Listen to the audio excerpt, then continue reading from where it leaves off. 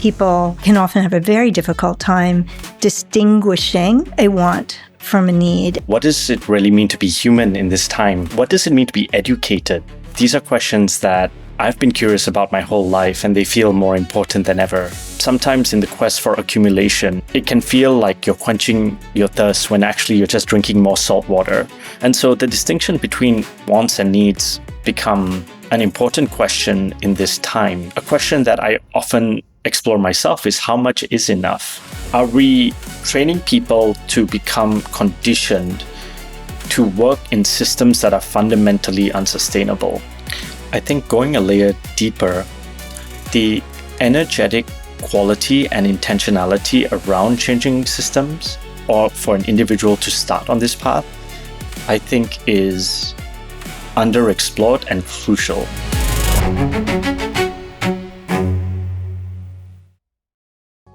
I'm Zoe Weil, and this is Solutionary Voices, a podcast brought to you by the Institute for Humane Education, an organization dedicated to building a more just, compassionate, and healthy world for all people, animals, and the ecosystems that sustain life.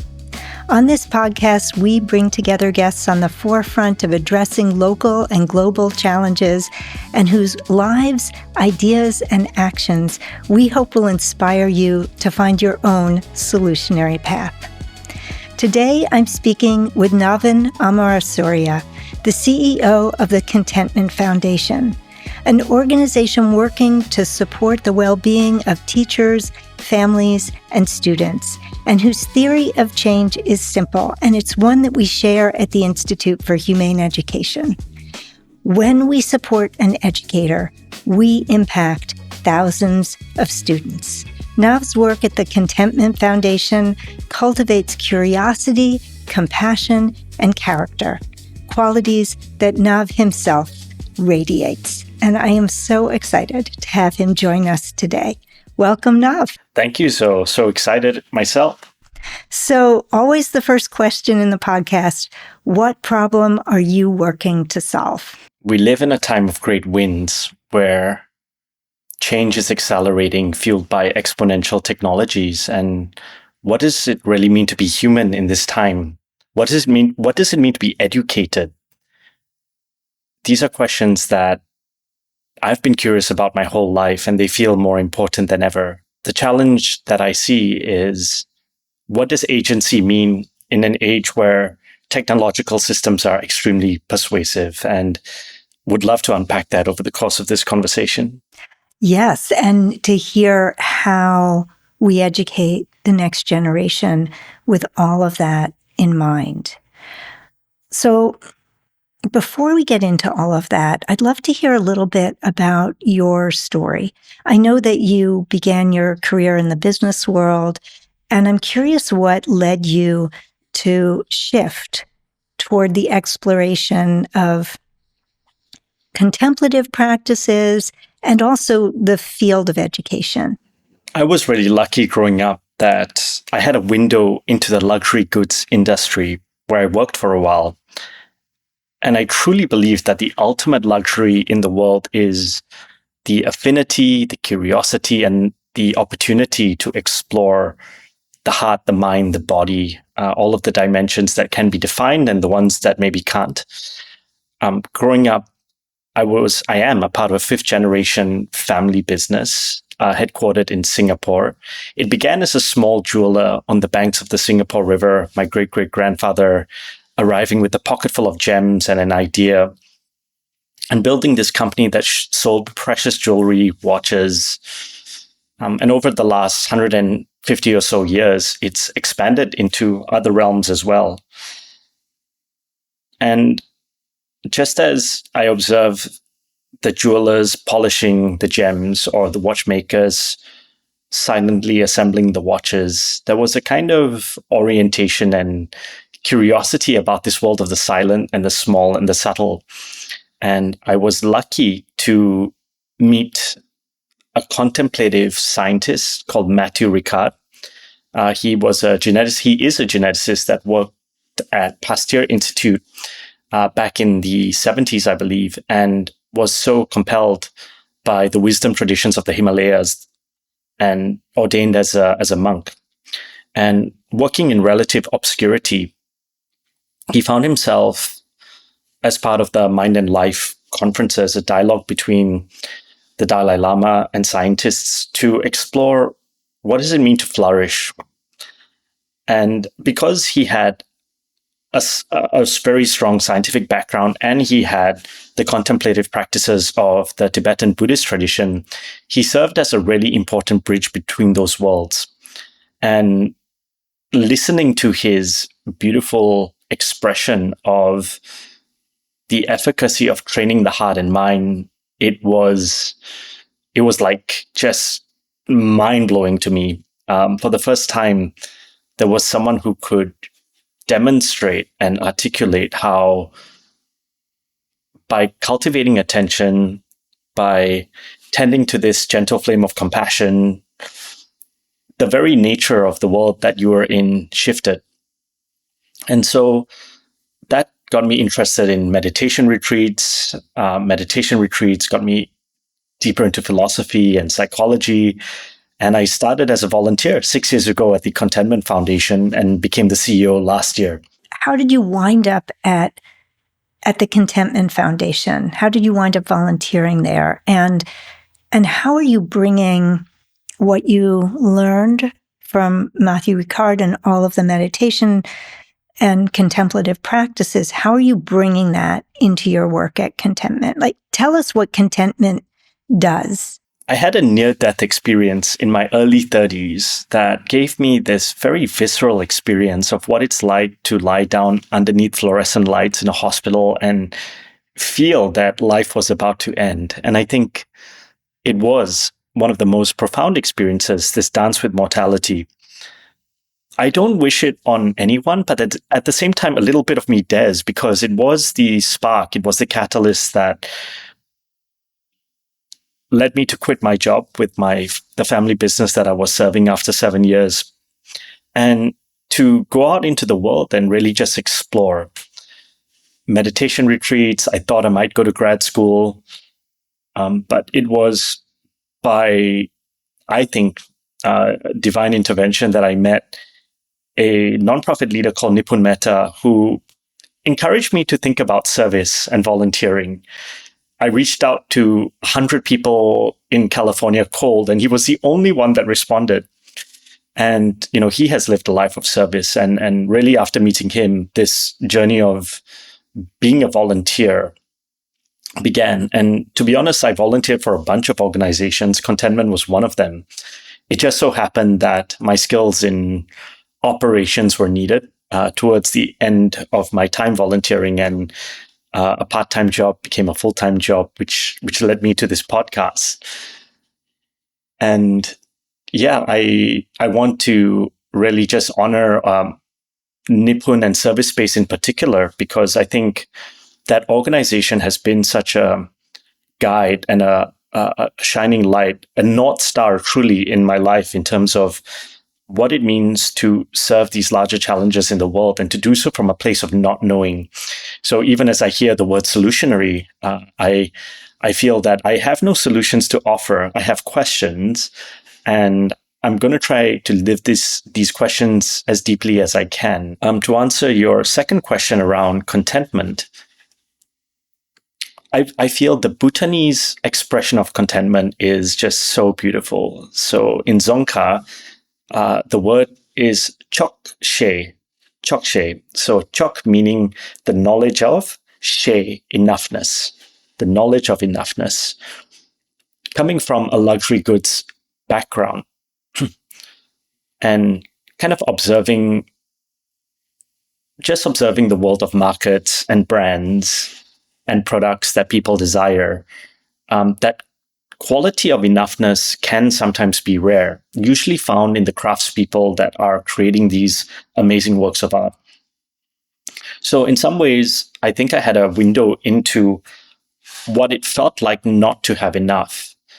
And I met people who had very large sums of capital, who felt like they didn't have enough. And I also met villagers who would borrow food to feed me because I was a stranger coming through town. And it made me realize that poverty is as much a psychological state as it is a condition, in that sometimes in the quest for accumulation, it can feel like you're quenching your thirst when actually you're just drinking more salt water. And so this journey, landing up in contentment, I think it's kind of a funny irony of the universe that I kind of started my career in the luxury goods industry, and now I serve an organization called the Contentment Foundation. So you could put a bow on that if you want to. The irony is not lost on me at all. It seems so perfect. I have so many different thoughts. First, I want to honor your mentioning Nipun Mehta, who I hope to have on this podcast, because he's also been a powerful role model in my life. And this idea of enoughness. I've heard you talk about wants and needs and distinguishing them. And in our societies, we often conflate them, and people can often have a very difficult time distinguishing a want from a need. And as a humane educator, part of my job is to invite people to explore what is a want and what is a need. And I'm wondering how your work at the Contentment Foundation, which I still want you to unpack and tell us like how that work that you do actually reaches teachers, and through teachers, students and families. But does this question of enoughness, is that part of the ground in which you work at the Contentment Foundation? We often use the metaphor of a cup that's so full that it overflows, or how two people can be exercising, one person can be having fun, and the other person could be exercising because they feel that they don't look good enough. Now, both people are getting fitter, but the source, the intention of their pursuit is very different. There's a classic saying, comparison is the thief of joy. And Charlie Munger, who was Warren Buffett's kind of right-hand person and partner, kind of posited that the world wasn't driven by greed. It was actually driven by envy. And he made this case by explaining how, he grew up in the Great Depression. And when he kind of looks at the world today, most people in developed societies, even those who are not in the upper realms, still have, they live better than kings would have 200 years ago in terms of, access to electricity, plumbing, hot water. But again, there's a tendency of human nature to become conditioned to what we experience. Matthew Ricard, in his work, talks a lot about the distinction between hedonic happiness or hedonic flourishing and eudaimonic happiness or eudaimonic flourishing. So hedonia is a kind of pleasure or positive affect sensation that you get as you consume something. And eudaimonia is that same sense, but it comes from when you serve or when you give yourself to something larger than you, or you pursue something of meaning. So the example that works for me a lot is, if I like pizza, so if I have a slice of pizza, I feel good. If I have a whole pizza, I feel full. If I have 10 pizzas, I will probably throw up. And so that's an example of hedonic well-being. It kind of consumes itself as you use it, and the initial pleasure reduces over time. Eudaimonic flourishing or eudaimonic happiness is the idea that if I see a puppy and I pet the puppy or play with the puppy, it feels good. If I do that for 10 minutes, it'll feel great. And if I do it for, the whole day, I think that will still feel great. And so it's this sense of kind of a pleasure that comes from service, from connecting, from communion, from really engaging with things in a selfless way, or in a way that is very in tune with the natural world. And so the distinction between wants and needs become an important question in this time. And a question that I often explore myself is, how much is enough? Because I've noticed in my own life, I've had a tendency to move the goalposts, even when I had an idea of how much is enough. I could do just a little more. I could add that. I could do this. I have a deep respect for people that live lives of simplicity and of curation.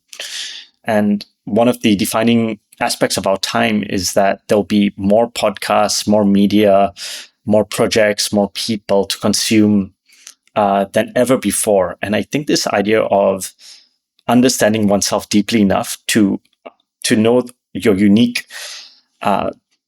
role in this world, and to then curate your life around that, and to kind of leave space for serendipity and for emergence is a really powerful idea that I am trying to live by. It's a deep, deep question, wants and needs.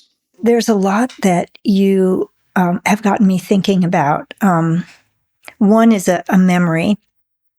So this was in 1988, and my then boyfriend, now husband, and I got an apartment in Philadelphia, and it was a 2-bedroom apartment, very small kitchen, a dining living area, and 2 very small rooms.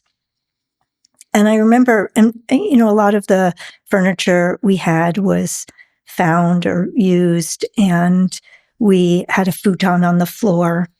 And I remember saying to Edwin then, I don't need anything more than this. I don't need anything more than this. And here I am many decades later, and I have so much more than that. But I knew so clearly I didn't need more. So it does make me wonder why I accumulated more. Now, half of what I accumulated is, rocks and sticks and found things and more furniture that was used and found, but so much more. And I'm recalling another story, and now I'm just telling stories, and we'll see where it leads. So both of us had the opportunity to attend Gandhi 3.0, a retreat-like opportunity for emergence that Nipun Mehta created in India. And we weren't at the same one, but we both had a similar experience. And the first day that I was there, I was with a small group with Jayesh Bhai, one of the holiest men I've ever met. And we visited a village. And this village was on the outskirts of Ahmedabad, India. And the people in that village made us dinner. And they brought out one of their very few pieces of furniture, which was a bed that was basically just like a hammock over sticks. And they brought that out so we would have a place to sit. And they made this beautiful, delicious meal for us.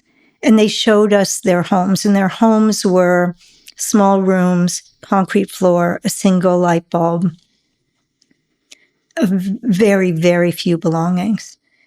And the generosity with which they shared their lives and their food with us was stunning to me. And there was one woman there, and she had made a quilt for Jayesh Bhai. And that quilt probably took her the better part of a year to create. And she gave it to Jayesh Bhai as a gift. It's such an extraordinary work of art that took so much to create. And Jayesh Bhai at first did not want to accept it, but before we left, she gave it to him again, and he had to accept it. This level of generosity that was stunning to witness. And the backstory is that this woman who had children Her husband died of COVID, and Jayeshbhai had been there for her and this small village community, and she wanted to give him something back. And what I've been discovering about generosity and service and enoughness through that story, just it takes my breath away. And I don't know what my question in here is for you, because I've just talked for a long time. But I guess I want to know, in terms of your work, bringing these ideas and bringing practices of attention and meditation to teachers, what are you finding that they are experiencing, and then through them that they are able to give their students what you're teaching? I'd love to weave that with the story you just told of this saintly man, Jayeshbhai. The teachers that have had the most profound effect on me have done so saying very little. It was always this expression of their inner orientation, the roots or the spring that they drew the source of love and compassion and wisdom from. And Jayeshbhai is someone who models this idea of love and service. I think in the time that I met him over a few days, I was looking out for when he ate, and I didn't find the time when he ate. He was serving everyone, including me. And I don't think I ever saw him eat. And with full kindness and love. And I think that woman who was so moved by him, used the most valuable asset that any of us have, which is our time and energy, and created this acknowledgement, for what he did. And I think that pouring of generosity into her has now manifested in her generosity to him, and I'm sure to others around her as well. In the work we do in the Contentment Foundation in school systems around the world, we work with educators who are in systems that are trying to meet the times that we're in. I was in Nairobi last year, and an educator who I was walking with past the classroom just mentioned that she felt that schools were bearing the burden of the failures of society. And I asked her, I was trying to understand what she meant by that. And in Kenya, when she grew up, she was explaining that all her neighbors, all of her extended family treated her as if she was their daughter, which meant that the value system, the respect she had for others was, in a way, stewarded by the wider family, the wider idea of what a parent is.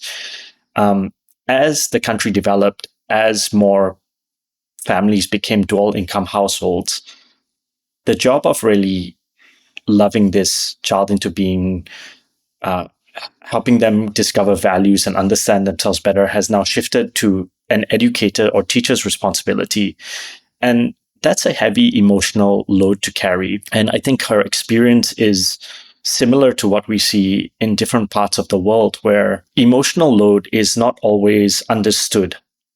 Typically, when you look at a school, the unit of measurement is the number of hours you'd serve. But if you think of an inner city school where kids may come from homes that are under-resourced versus that ability to kind of support the child into the school, the weight of those two classrooms are very different. It's kind of like how a really good foreman of a construction site will be able to understand how many bricks each person could carry, and to make sure that they're only carrying the right amount of bricks so they don't get injured and are able to ultimately serve the building. In schools, that's harder to ascertain. It's much more invisible. And so one way that people can shoulder this responsibility is to learn how to cultivate well-being, starting with attention. To have attention in an age of an abundance of information is almost like a superpower. Most of the persuasive technologies that exist in the world trade on the attention economy. So to be able to prioritize a decision for long-term flourishing instead of short-term pleasure is a skill that can be trained. That leads to directing this attention inward and understand one's emotional landscape. This, by the way, was probably one of the hardest journeys for myself personally as a man growing up in Singapore. I never had an understanding of how to express my emotions.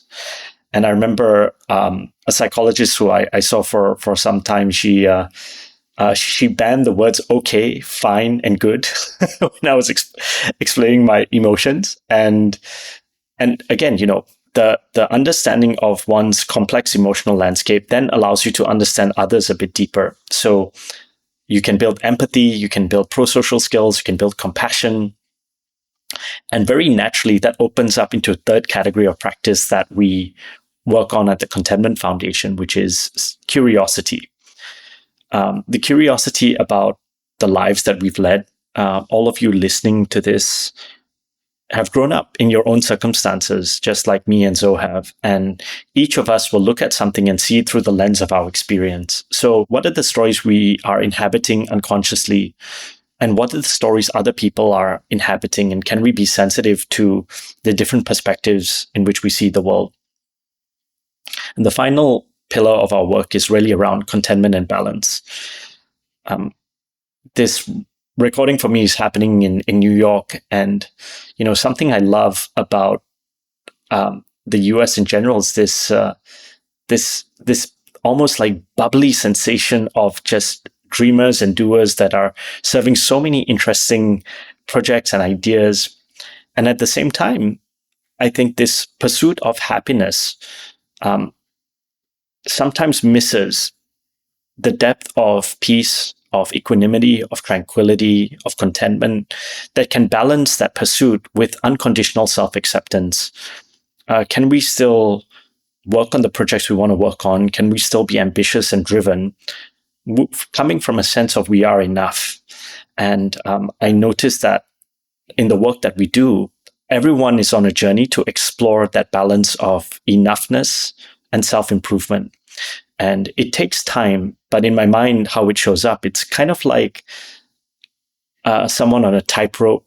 If you've ever done slacklining and tried to balance on a rope or even a narrow curb, initially when you start trying to balance, it's like you're swinging wildly from kind of left to right, from self-improvement to unconditional self-acceptance. It's really wild. But over time, as you sit in the tension of these two ideas, as you relax into the rope, the movements gets more and more gentle. It gets more graceful. And eventually you may feel like you're not moving at all, but you've just found that balance between these two poles. So can you tell us some stories from the teachers you worked with and the schools where they are teaching, and what's transpired from when a teacher really has this opportunity to explore these ideas and this sense of enoughness and find this balance? In one of the training sessions, there was a particular teacher who was very, very passive. And, part of the facilitation that the team and I always try and do is to hear the voices of all. But, some people are kind of on their own journey, a little quieter, absorbing. And on the second last session of this particular cohort, this educator finally spoke up and said that she actually been grieving the death of her husband over the last year. And she found, the sessions challenging because it was bringing up the emotions that she was holding. And a lot of what she was feeling was, why hasn't she stopped crying? Why is the grief seemingly endless? When does this end? And she was holding a lot of that herself. And imagine coming into a classroom with kids, she would kind of put that in a box and put on a brave face and walk into that classroom and be the person she needed to be. It was so moving to hear that she really understood the importance that all emotions are welcome. We have an exercise called Every Emotion is a Friend, and you write a letter to it. And she wrote a letter to her friend Grief, a very intimate letter, and it was very, very moving to hear how, instead of wishing this emotion away, she actually invited it to sit on her lap and just held it.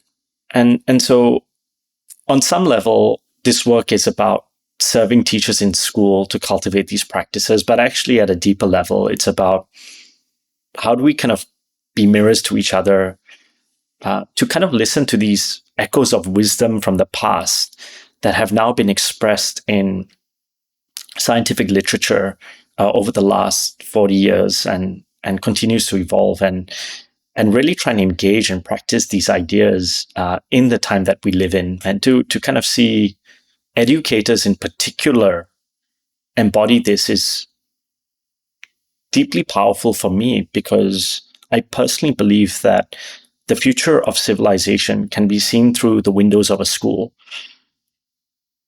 The people that will be inheriting the world are sitting in their classrooms right now. And the question is, what do these institutions create? Are they just made up of a box and four walls, an industrialized education model that will count what is visible and measure people only by grades? Or could we imagine something deeper? Could we listen to wisdom and apply it in ways that allow true flourishing? And that's what the Contentment Foundation and others like us, I think, try to serve. That was so powerful to hear you share that. And thinking about that teacher who lost her husband and who wrote a letter to Grief and held Grief in her lap, and how, because she did that, may have a much greater ability now to hold the grief of her students and to hold them in her lap, whether metaphorically or in real life. And the gift of that you gave her, that she is now going to be able to carry forward. You brought up that idea of a solutionary, sort of having answers. And interestingly, solutionaries come to the work of identifying a problem that they want to solve with that profound curiosity that you described, that they don't come with a pre-existing answer or even a pre-existing question about what the problem is. They actually have to go on a journey to identify the problem they want to solve. What is it really? Because so many problems are presented to us in this binary framework, in a side-taking framework, as opposed to looking under the surface of whatever that either or framing is, whatever that debate topic is. And solutionaries are looking to identify that underlying problem and then the underlying causes of the problem, and then go on a journey of questioning all of the stakeholders. And the stakeholders, including people who are harmed by the problem, people who are benefiting from the systems that are perpetuating the problem, and not just people, other species and the environment, and finding those who represent the views or the experiences of those others who don't have a voice. And there's so much curiosity and questioning going on before ever getting to what might a solution be? What could really address this problem so that we solve it? Like, we don't just put a Band-Aid on it. We don't just alleviate some suffering. We really find the leverage points to solve the problem so it no longer persists, and that we do so in a way that doesn't have unintended negative consequences. And I feel like this is a long way of saying that your work is deeply solutionary because it's looking at the fundamental underlying causes of so many problems we face in the world. Because I share your view of education and what happens in school as shaping everything. I mean, it's not just that students are going to inherit this world with all its systems that we've created, but they're going to shape this world and shape those systems. And so what happens in school is to me the sort of root of everything that transpires in the world afterwards, which is, why the title of one of my books is The World Becomes What We Teach. So I'm really deeply moved by what you're doing and the root cause of so many problems that you're addressing. And I don't know if you know the educator Dexter Chapin. He has a quote that every good teacher has hundreds of heirs. And I think of, I've heard you say that, I've heard you talk with reverence about your teachers. And clearly you are an heir of some great teachers. And I'm wondering what you think the sort of alchemy or qualities are of a great teacher. That quote reminds me of one that I like, which is, "In you, I see the light of your teacher and the teachers that led them into being." I think it's a combination of innate nature meeting teachers. I've been thinking a lot recently about Mr. Rogers.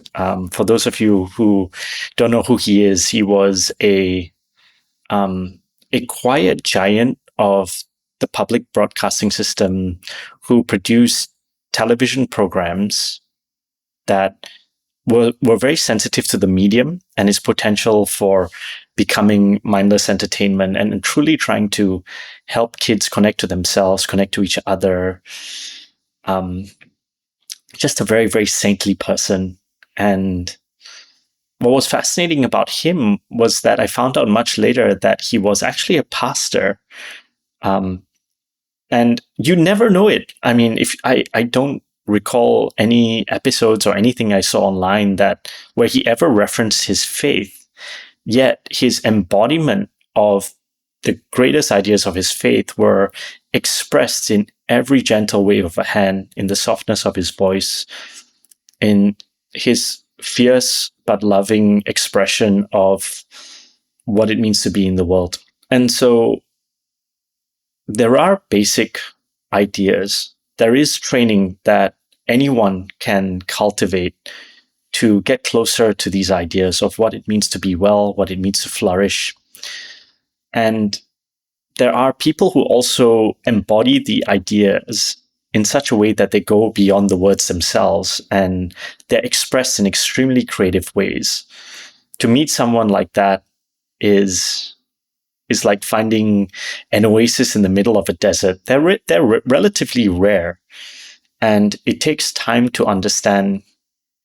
At least for me, I think I made it was part of my own pattern that I tended to be very attracted to people who are articulate, who could express these ideas in very clear ways. But as I've gotten older, I've realized that the brilliance of mind is nothing without the embodiment of the ideas. And how that shows up is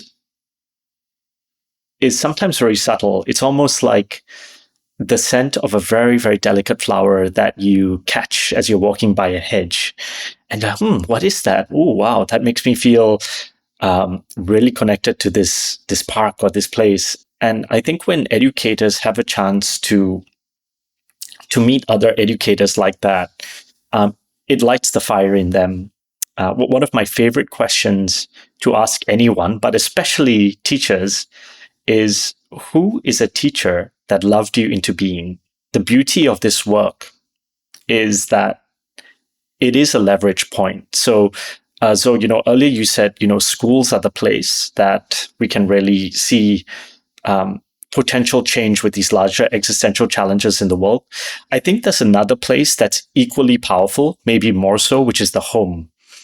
So I think it's a combination of home and school. The challenge with homes and parents is that as an institution, it's much more difficult to address because, different parents have different circumstances. It's more distributed. So the schools offer a potential leverage point. And the adult that's standing in front of the classroom, if they embody these qualities in their bones, it reverberates in their students. And the challenge of this work sometimes is that the forms of it that have the highest effective dosage are the most invisible. And most school systems are driven by the great industrial complex where the measurement of performance is primarily dependent on the academic performance of students. So this work is sacred. It is important. It's validated through the lens of science. It whispers from the past in philosophy and theology. And the more solutions or the more different ways we can express this work, the better. So, Nav, who is a teacher who loved you into being?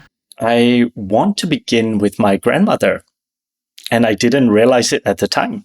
As I remember, I used to stay over at her house when I was a kid, sleep over at grandma and grandpa's house, and my grandpa would often go out and buy breakfast for us, and I'd kind of blink in my pajamas on the bed and everyone was gone. And then I peek out the door and would see her sitting in front of an altar meditating.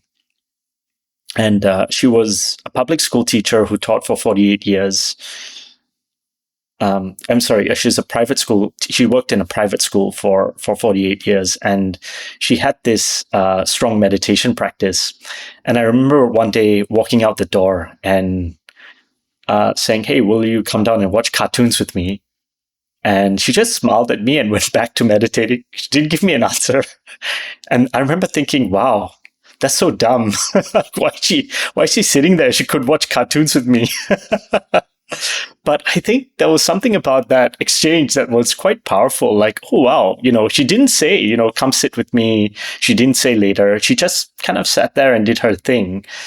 And years later, I met Matthew Ricard, who's another, I just bow to him and his kind of expression of science and contemplative practice. And, that seed that my grandma began was really watered by another teacher.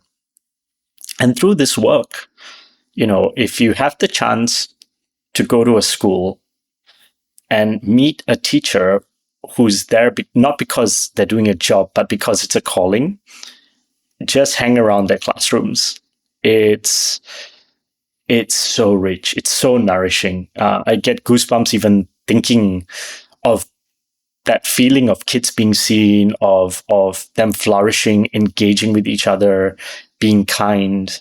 I have to share one story that's just coming to mind because it's the last time I felt goosebumps was 2 weeks ago, and very unexpected way. So I arrived in Crescent City, California, which is on the border of Oregon and California. California is a big state. So for those of you who aren't familiar with it, it's a place that many people from San Francisco and Los Angeles don't really even know about. It's just a tiny town. And the day I arrived, they were having a festival. And I currently live in Japan, and I saw so many Japanese kids there, and I was confused, like, why are there all these kids, these from Japan in this tiny town? And it turns out that a boat washed up on the beach of this town 4 years prior. And a couple of high school kids scraped the barnacles, which were very, very long, off the boat, and found out that the boat came from a high school in Japan. It had been washed there by the tsunami that led to the Fukushima nuclear disaster. And this boat had been churning around the Pacific Ocean and landed on the shores of Crescent City. And the kids decided to clean up the boat, repair it, and send it back to Japan. And the Japanese high school that received this boat were shocked. Like, after their town was devastated by the tsunami, this boat, years later is back with them. So the mayor of the town invites the 6 kids to Japan for an exchange. And there's a little video online of these 6 kids who had probably never left Crescent City or maybe the Siskiyou, the Northern Californian area, going to Japan and kind of arriving in this very different world, but with people that were filled with such gratitude. And at the end of this kind of festival that I just happened to be there at the right time, it was the last day, and the Japanese kids were getting on the bus to head to the airport to head back to Japan. And lots of tears, hugs. And this exchange had been happening for 4 years, but you can really see like how these kids from 2 fishing towns in rural areas of their respective countries were so bonded with each other. And the bus started to drive away, and the American kids, like high school kids, started chasing the bus. And I watched them chase it for about a mile, or like it was far. They ran a long way, and it stunned me, because the only culture that I know that does that is the Japanese have this thing where if you really love a guest, you do your best to say bye as far as the eye can see. So they'll stand there waving, even if you're far away, as long as they can see you. But these American kids added this twist, like, no, we're not going to stand there. We're going to chase the bus. And so again, like I think of the adults who were there, the teachers. There was a police officer that was involved in helping them bring the boat back to the school. All of those adults watered the seeds of innate compassion that all of us have.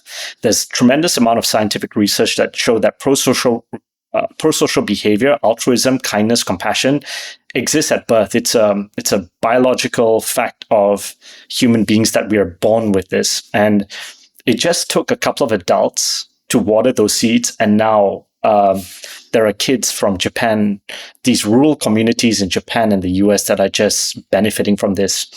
This is such a seemingly simple story, but think of the thousands of stories like this that we may not know about that exist. And I think great teachers have the ability to just, feed the fire of wisdom and compassion that is already burning. I love that story. And you brought up the goosebumps, which I've talked about with other guests. It's come up repeatedly on this podcast. And I have to say, Nav, that I regularly get goosebumps just talking to you, because I get those goosebumps when something is deeply true or deeply aligned with value, like my values. So yeah, I get goosebumps all the time talking to you. Oh, thanks. Thanks, Zoe. And that we hear some of these stories too. A lot of stories from kids who've gotten to work together collaboratively to solve a problem that they are concerned about in their school, in their community. And the sense of joy and meaning and purpose and agency and hope that flows in the wake of getting to do that work. And it's just so beautiful to hear the happenstance of a boat washing up, and what happened and the connections. And yes, you're right. Like each of these stories, they spark our imagination of what could be. And I'm curious because you brought up, this small town or city in Northern California, and then another small town in Japan. You work in a lot of countries. Do you find that some countries are more open and amenable to what you have to offer than others? And has there been anything that surprised you around the different cultures and their openness to your work? A lot of the work that the Contentment Foundation cites, the scientific research itself, has really been developed and explored from a Western lens of what it means to be well. And so in the 11 countries that I serve, and I'm still such a beginner in understanding this, but I think there are conceptions of what it means to flourish and to be well that are expressed in very different ways. And so with the work that we have, it is our intention that it becomes a mirror, or it becomes a trail of breadcrumbs to hopefully lead people back to exploring these deeper traditions that are rooted in their place. And so I see this work that we do ultimately as gateways. I think if you ask me what are the similarities that I notice, is that fundamentally teaching as a profession, education as a field, has a lot of love around it. And maybe I say that as an immigrant into this field because I didn't begin here. I get so excited. I genuinely it just blows me away when I get to kind of be in a school and be in the presence of some of these incredible educators. It just doesn't exist a lot, I think, in the world, in the world outside. And I thought a lot about how these environments ultimately shape the people within it. And so I think going again back to maybe the developmental science, to know that people are born with a basic amount of compassion and empathy, and that humanity kind of grew because of our ability as social creatures, to know that qualities like attention can be trained, that compassion can be cultivated. I think all of this sits in a world that has a lot of division. And what I have noticed is that a lot of people, a lot of conversations I have seem to touch the emotion of anxiety for the world, anxiety for what happens next, inflation that is rising in many countries, educator salaries that are stagnant, more mental health and emotional challenges from kids. We can't forget that sometimes the shadow side of this work is, are we training people to become conditioned to work in systems that are fundamentally unsustainable? I've often wondered, you can help people find more peace with the situations they're in, but, what about the landscape itself? If a school is chronically understaffed, no amount of well-being training will help kind of restore that balance. And I think that the beginning of really looking at this work from a systems lens is happening.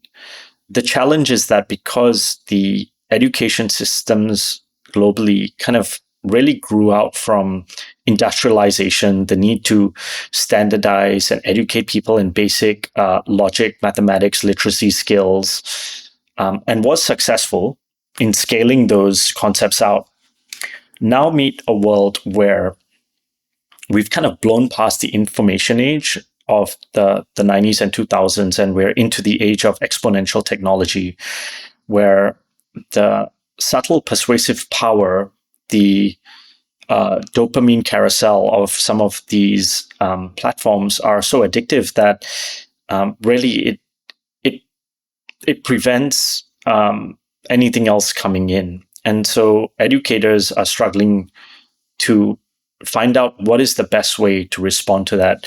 I've had a lot of conversations around the use of technology in schools, and there is a kind of kaleidoscope of approaches, everything from, outright banning it all, and then, the other extreme, which is, free for all.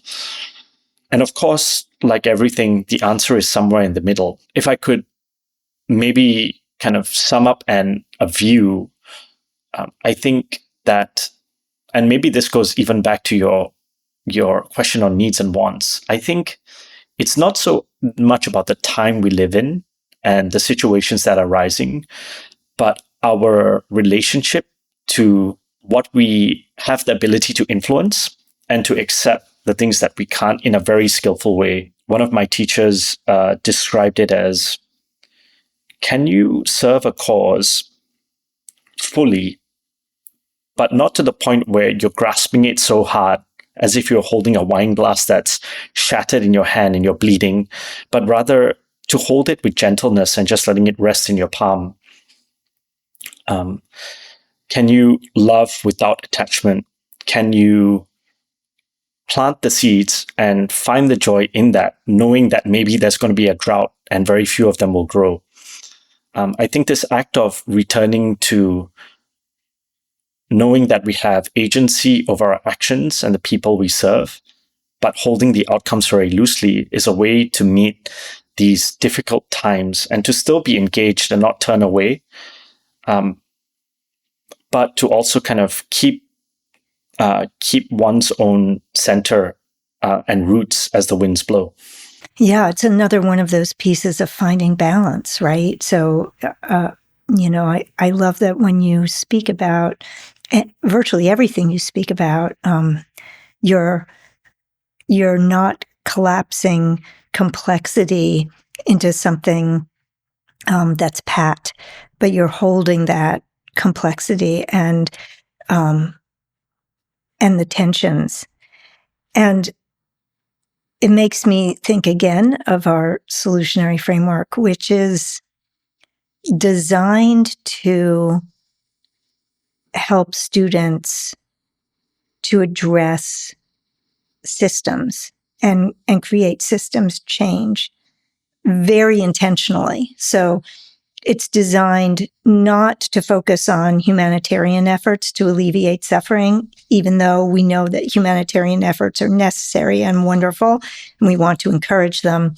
But the framework is really designed to help students find the place where they actually can have some agency. So, students, they care about a lot of issues. They're worried about a lot of issues, whether it's climate change or it's conflict and war or it's environmental destruction or cruelty to people or animals. There's so many things.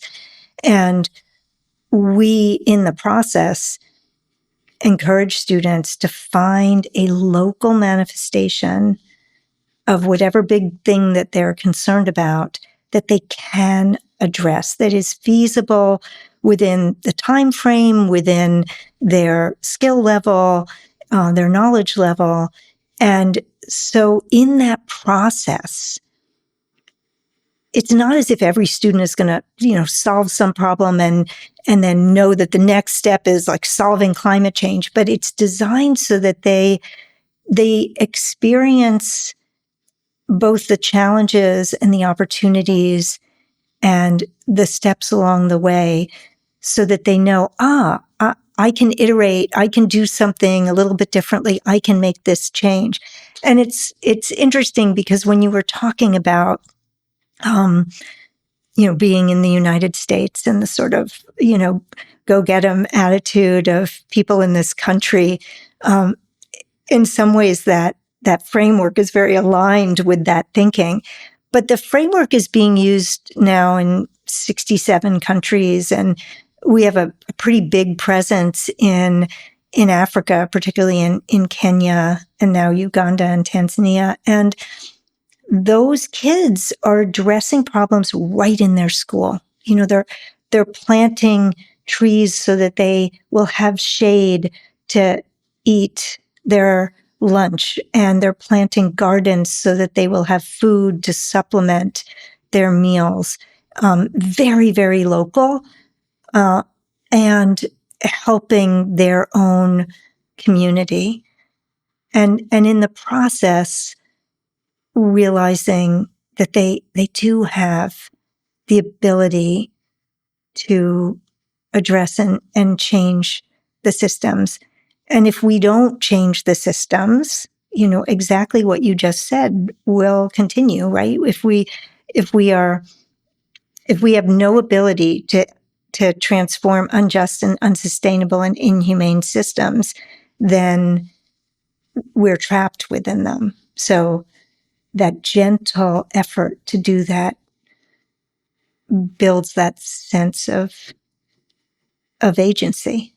I think going a layer deeper, the energetic quality and intentionality around changing systems, or for an individual to start on this path, I think is underexplored and crucial.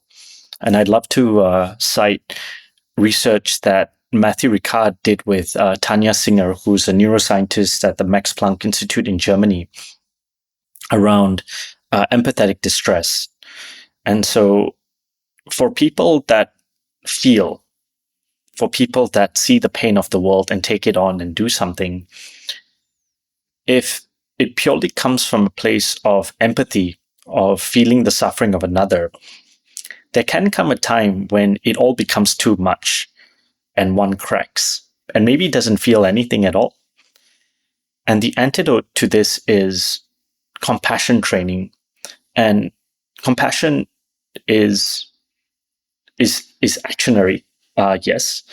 It's also deeply, in my view, an orientation. It's a feeling tone. It's a lens in which you can see the world. And crucially, one's own well-being is worthy of compassion as much as any other challenge in the world. And it took me a long time to learn. It's a hard thing to do, to kind of look in a mirror and say, you know, may I be safe? May I be happy? May I be well? It's not easy, because on some levels, the voices came up on, oh, this is indulgent. You know, there's so many people that have it worse. But at the same time, by not including oneself in that process, there is an alienation of others that happens. So it manifests as, oh, they don't need help because, you know, they have this or that. And the truth is that, you know, everyone is trying to find a way to live in their own capacities. And so the cultivation of compassion, even if you can't help every homeless person that you may come across, or unhoused person that, you know, may be there for a variety of reasons, can we still wish them well? Can we smile at someone who looks a little sad? Can we pick up a nail that's on the sidewalk and throw it in a bin?